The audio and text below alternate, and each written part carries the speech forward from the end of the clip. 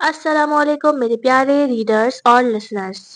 آپ دیکھ رہے ہیں ناول رکیب الفت قسط نمبر 18 کا حصہ اول. بھائی آپ سے ایک بات پوچھوں؟ ہاں پوچھو. عبد الرحمن نے اکبر کو مخاطب کیا تھا. اسے بڑی حیرت ہو رہی تھی کہ جو شخص 2 دن یہاں رکنے کو راضی نہ تھا وہ کیسے اپنے کینیڈا کا کام چھوڑ کر یہاں بیٹھ گیا تھا. آپ کی طبیعت تو ٹھیک ہے نا؟ میرا مطلب ہے کچھ ہوا ہے؟ آپ پاکستان سے جانا نہیں چاہتے؟ یہ بات تو بہت اچھی ہے لیکن ہے حیران کن.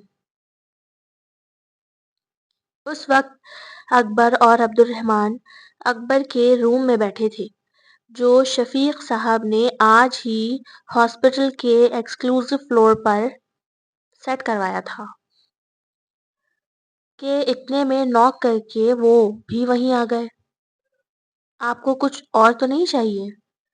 شفیق صاحب شکایت کا کوئی موقع نہیں دینا چاہتے تھے تو پوچھ لیا. اکبر باس چیئر پر بیٹھا تھا بڑے ہی پرسکون انداز میں پیچھے ٹیک لگائے. یہاں بہت درد ہے شفیق صاحب. اس نے اپنی انگلی کو دل کے مقام پر رکھا.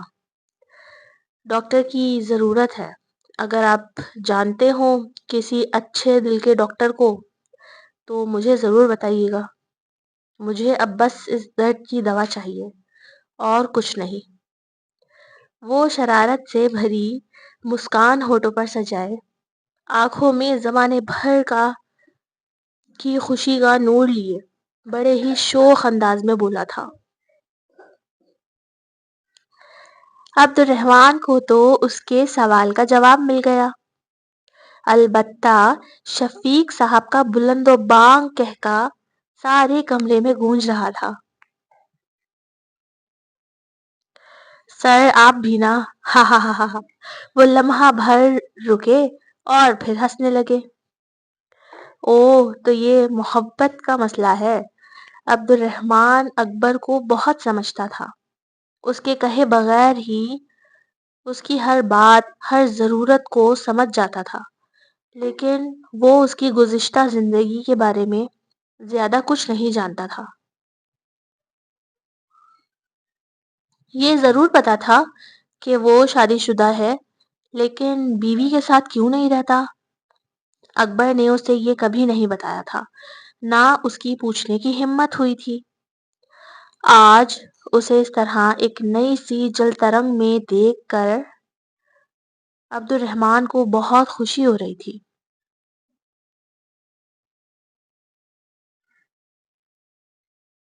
کہاں رہ گئے تھے؟ دروازہ کھولنے میں اتنی دیر کیوں ہو گئی؟ ارے بھائی یہ جو تم اپنا اتنا شرارتی بیٹا میرے سر پر چھوڑ کر جاتی ہو اسی کی وجہ سے ہوئی ہے دیر. اشما ایک انتہائی برا دن ہاسپٹل میں گزار کر آئی تھی کیونکہ وہاں وہ شخص تھا جس کی شکل وہ دیکھنا نہیں چاہتی تھی اور اس کا ڈر بھی دل میں بہت زیادہ تھا کہ وہ کہیں گھر تک نہ پہنچ جائے نہیں تو بہت بڑا مسئلہ ہو سکتا تھا. اور پھر جب دروازہ کھلنے میں دیر ہوئی تو اس کے دل کو ہزار خدشوں نے آ گھیرا. ایسا نہیں کیا کرو میں ڈر جاتی ہوں. اچھا اب اتنا ایموشنل مت ہو. سب ٹھیک ہے اور میں آ گیا ہوں نا. ہر چیز مل کر فیس کر لیں گے. اشما کے چہرے پر مسکراہٹ آئی تھی. پھر بس رومان تھا اور اس کی باتیں. اشما نے اپنی سی وی بہت سے دوسرے ہاسپٹلز میں بھی بھیج دی تھی. وہ اب یہاں کام کرنا ہی نہیں چاہتی تھی. پتہ نہیں کب تک رہیں گے یہ یہاں. میں کیسے ہر چیز کو سنبھالوں گی؟ اشما اپنی کیبن میں بیٹھی نوٹ پیڈ پر آڑی ترچھی لکیریں بنا رہی تھی. کسی نے دروازہ کھولا اور اندر داخل ہو گیا۔ اپنے سامنے اکبر کو دیکھ کر وہ اپنی جگہ سے کھڑی ہو گئی تاکہ یہاں سے جا سکے۔ بیٹھ جاؤ، میں کوئی تمہیں کھا نہیں جاؤں گا جو بھاگ رہی ہو۔ اکبر کو اب غصہ آ گیا تھا۔ وہ پچھلے کئی دن سے اس سے بات کرنے کے لیے موقع تلاش کر رہا تھا، لیکن وہ اس کی شکل دیکھ کر ہی ادھر ادھر ہو جاتی تھی۔ پر مجھے کوئی بات نہیں کرنی۔ بات کرنے کو کچھ نہیں بچا۔ نہیں، ابھی کچھ تو بچ گیا ہے ہمارے بیچ جس پر بات کی جا سکتی ہے۔ اشما نے اس کی طرف دیکھا۔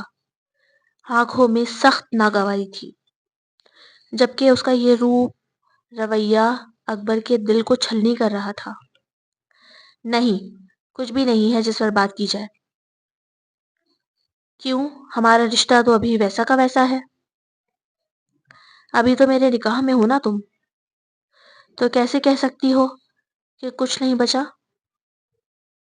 وہ نرمی سے کہہ رہا تھا، کیونکہ وہ اشما کو بہت پرانا جانتا تھا۔ اسے پتا تھا کہ اسے غصے سے ہینڈل نہیں کیا جا سکتا۔ کیوں؟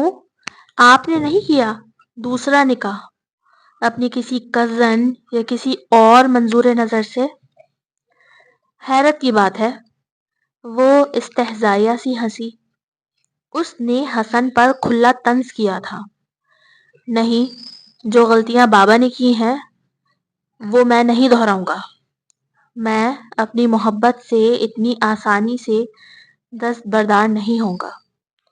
اس کا لہجہ مستحکم تھا، جبکہ اشما کو حیرانی ہوئی۔ وہ کیسے اس کا طنز سمجھ گیا؟ کیا اسے سب پتا تھا؟ وہ ایک لمحے کے لیے تو خاموش ہوئی۔ اس کے تنے ہوئے اعصاب بھی کچھ ڈھیلے ہوئے تھے، لیکن پھر اگلے ہی لمحے پھر ویسے ہی سخت ہو گئے اس کے تاثرات۔ اچھا، تو پھر کیا کریں گے؟ آپ مجھے بہلا کر واپس اس حویلی لے جائیں گے اور اپنی ماں کے حوالے کر دیں گے تاکہ وہ اپنی زندگی کی ہر محرومی کا بدلہ مجھ سے لیتی رہیں۔ اکبر کے جبڑے تنے تھے۔ یہ سچائی تھی۔ ہاں، یہی سچائی تھی۔ اس کی ماں نے اپنی ہر محرومی حسن کو پا کر بھی کھو دینے کا جو درد تھا، اس کا سارا بدلہ اشما سے لینے کی کوشش کی۔ نہیں، ایسا کچھ نہیں ہوگا۔ اب میری ماں نے جو بھی کام غلط کیے، چاہے وہ تمہاری ماں کے ساتھ کیا ہوا ظلم ہو یا بابا کے ساتھ کی ہوئی ناانصافی، انہیں سزا مل گئی ہے، بلکہ ساری زندگی سے ملتی رہی ہے۔ اس نے ٹھنڈی آہ بھری تھی، ساتھ ہی آنکھوں کے گوشے بھی نم ہوئے تھے، کیونکہ جیسی بھی تھی ساجدہ آخر کار اس کی ماں تھی۔ میں ان کی واحد متاع حیات تھا اشما، اور آج ان کے پاس میں بھی نہیں۔ وہ بالکل خالی ہاتھ ہے، اس محل جیسی حویلی میں بالکل تنہا۔ اکبر کی بات اشما کو سمجھ نہ آئی۔ وہ یہ کیوں کہہ رہا تھا کہ وہ واحد رشتہ ہے ان کا؟ وہ حقیقت کے بہت سے پہلوؤں سے ناواقف تھی۔ کوئی ضرورت نہیں آپ کو اپنی ماں کو میری وجہ سے تنہا کر دے گی۔ ان کے پاس شوہر ہے، 3 بیٹے اور بھی ہیں۔ آپ بھی ان سے اپنا تعلق استوار کر لیں تاکہ ایک کمپلیٹ ہیپی فیملی کی مثال قائم ہو سکے۔ میں نے کہا نا اشما کہ کچھ نہیں ہے ان کے پاس، کچھ بھی نہیں۔ ابھی یہ سب میں تمہیں نہیں سمجھا سکتا۔ بس اگر تم یہ چاہتی ہو کہ انہیں ان کے کیے کی ہر گناہ کی سزا ملے تو وہ مل رہی ہے، یہ جان لو۔ نہیں، میں نہیں چاہتی کہ کسی کو کوئی بھی سزا ملے، کیونکہ میرا اب آپ میں سے کسی سے کوئی تعلق نہیں ہے، اور میں مزید اس رشتے کی ڈور سے بند کر بھی نہیں رہنا چاہتی۔